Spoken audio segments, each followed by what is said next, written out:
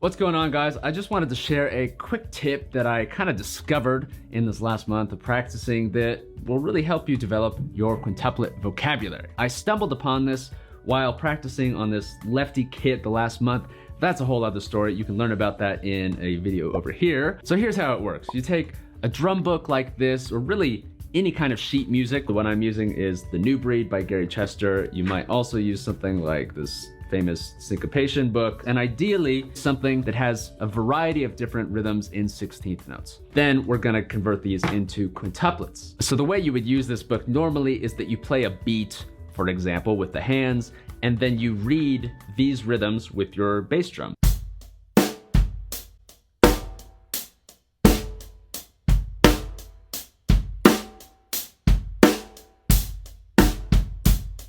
And we're going to use a simple trick to convert all of these rhythms into quintuplets. Now, in this particular book, the very first exercises are just based on eighth notes. So there's only two places a note can be. It's either on the beat or off the beat.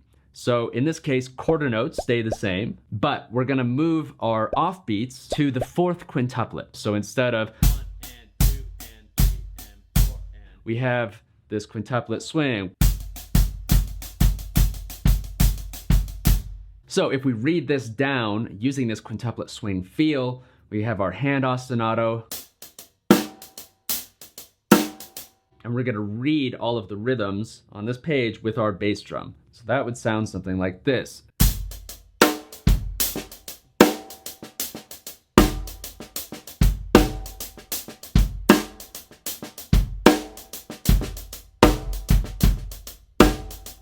The next set of reading exercises gets a little bit more complicated. We have more rhythmic options.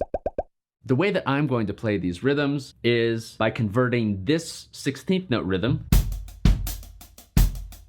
to this quintuplet rhythm. So I'm going to hit on the first and the last beat of the quintuplet. And then we also have this new rhythm here, which is on the second 16th note. The original rhythm sounds like this.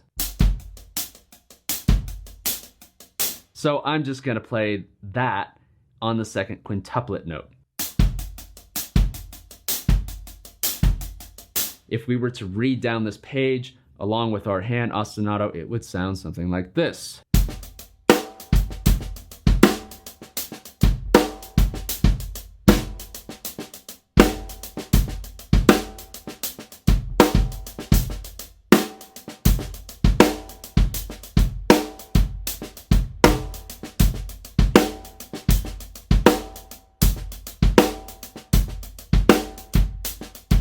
This kind of reading exercise is really beneficial for developing your ability to improvise because you're being exposed to the same permutations all over the place, but in different orders around different combinations of other rhythms. And so in a way that kind of simulates the act of improvising, because ideally when you're improvising, you want to be able to play any rhythm at any moment. And so if you can sight read through these exercises, you're essentially training yourself to be able to do that. So if we keep going further into this book, the rhythms get more complicated and we have more options. So now we have to come up with a conversion system for all of these new rhythms. The first new one we have is this. This one I'm going to convert into quintuplets like this. We also have this rhythm. I'm going to convert this into this quintuplet rhythm. Now, notice that you have a choice here. You might choose to play that rhythm a little bit differently. For example, you could play it also as this. It depends what you want to do, and there's no right or wrong answer here. So you just have to go through all these and come up with a system and stick with it. So I'm going to convert the second and third 16th note to the second and third quintuplet. So I'm going to play the third and fourth 16th note like this.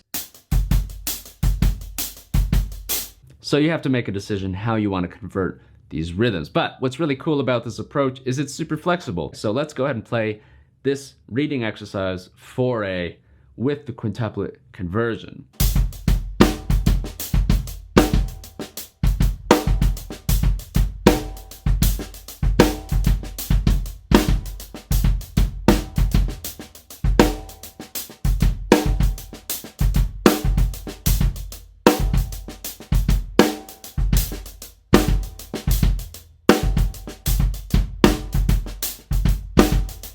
So there you have a very simple way to take your existing studying materials and convert them into a new context. And by the way, you could convert this into many different things. If we want to stick with quintuplets, maybe we don't want to do this in a beat context, but we actually want to do it in, let's say, a sticking context with different accents. So we could play single strokes in quintuplets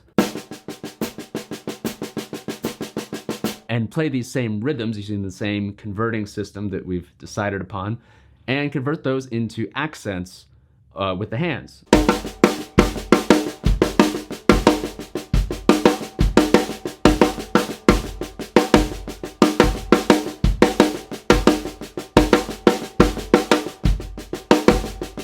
Right, so there's tons of ways to work on this. You could work on just isolated notes with like literally notes and rest as it's written here. And that might sound something like this. 1, 2, da, da, da, da, da.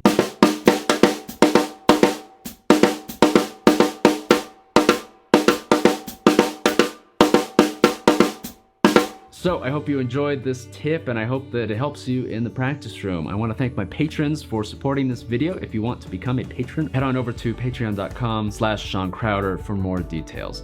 And thank you for watching.